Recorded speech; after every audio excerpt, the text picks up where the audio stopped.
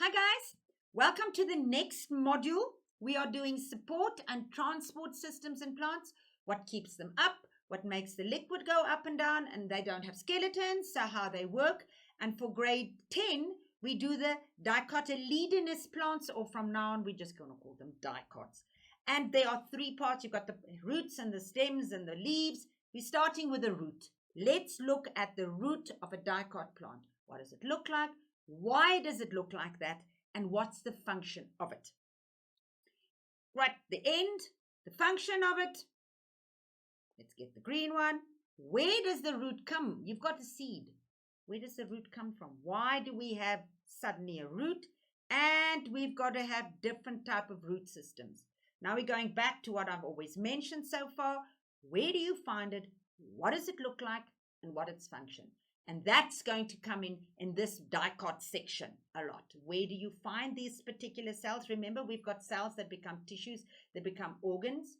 We're now doing the structure of a plant, and the root has specific cells in it. So does the stem, so do the leaves. We've done a bit of that. Where do you find it? What does it look like? What's its function? Okay, so function of a root. We know where we find the root, at the bottom of a plant. Okay, let's see the main function. Anchorage. Anchorage means it keeps it stuck in the ground. Depending on the type of plant, it would have a thicker or a thinner type of root system. You can have a thick root system, a thin root system, but it can be a long tap root. It can be a few little fibrous roots, depending on the size of the plant. But usually a plant, the root at the bottom would be the same depth as the height of the plant at the top. Otherwise, it would fall over. Any plant usually structurally works like that. Or if it's a fibrous one, it would have more bits going. I think if you build a building, you have a foundation. The deeper the foundation, the higher the building you can build. If you don't have the foundation deep enough, you can have the building topple over. So anchorage is the main function. And they ask you, give 3 functions of roots. Okay, anchorage. Support. What is the root supporting? It's supporting the plant at the top. So it's anchoring the bits at the bottom, but it's supporting the top. So it's like your feet keep you walking, but it also supports the weight of your body at the top. And storage. Well, you can store it like even carrots. When plants make the glucose and they make starch, they store the extra in the roots for later use. So support to keep it straight, make sure the plant is sort of vaguely keeping the level of the plant that's above the ground. Remember, the roots usually below the ground. And storage.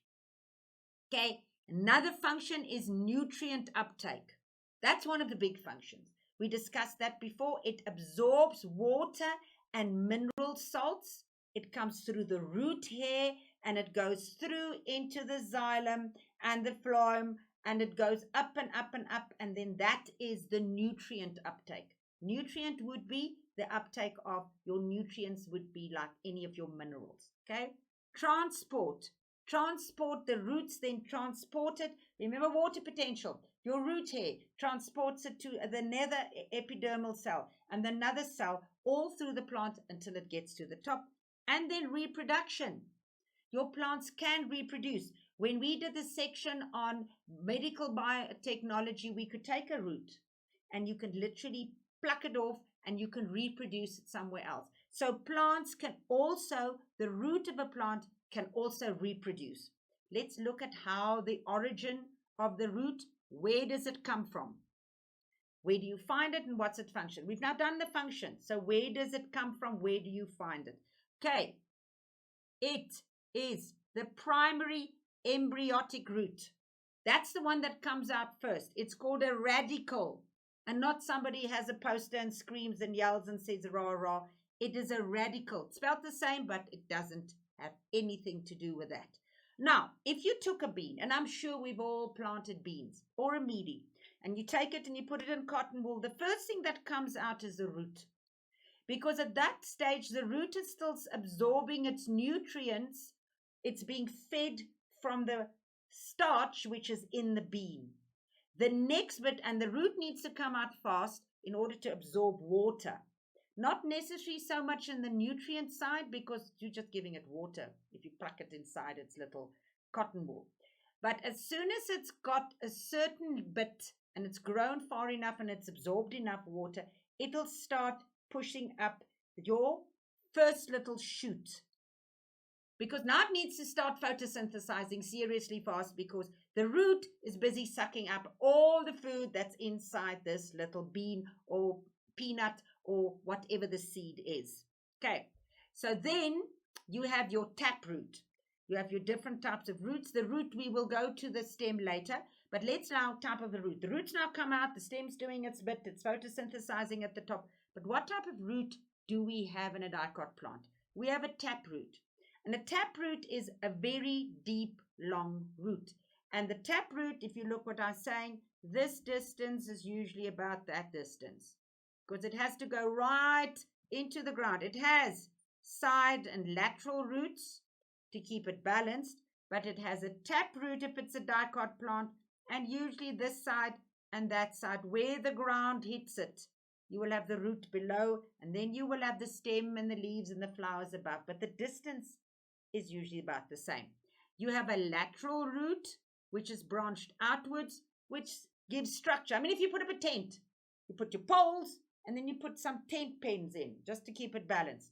The lateral root also puts its little feet out, goes in through the ground, and keeps the plant stabilized.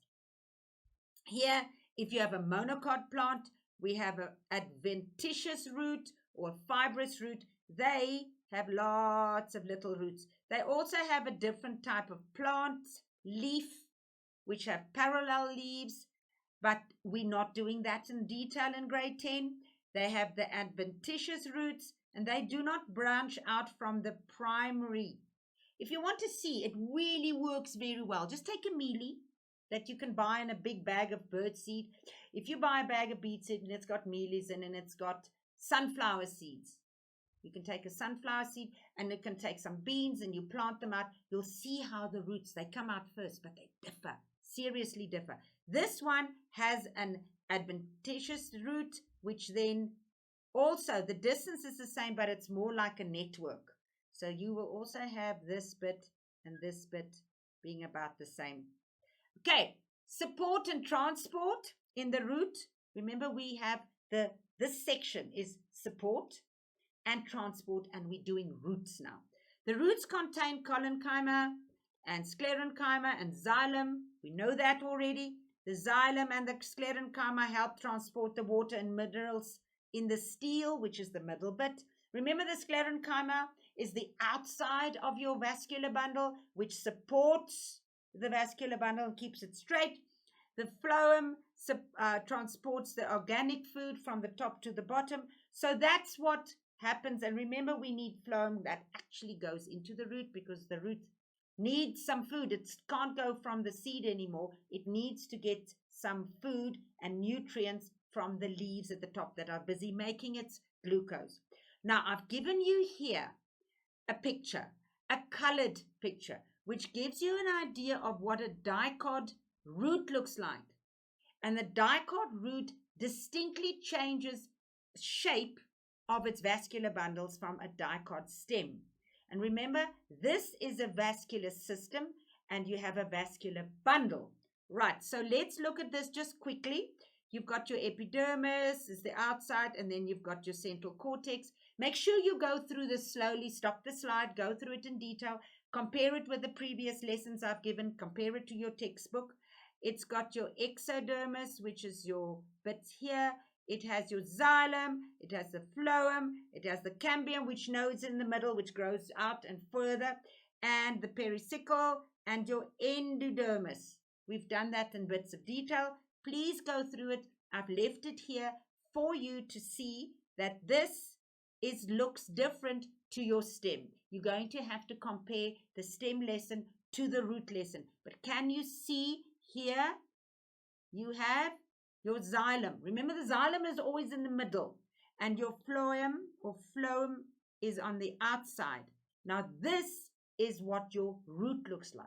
In your stem, you'll have them in little circles around. Your stem, they change, and you have your vascular bundles as we discussed when we were doing the phloem and the xylem, that they are a bit more spread out. So initially, think about it, your root is tiny, the water comes in and it goes up the xylem, and it's almost like small little streams that eventually join up and make this big river, which is the pipes that go up to your top of your leaf.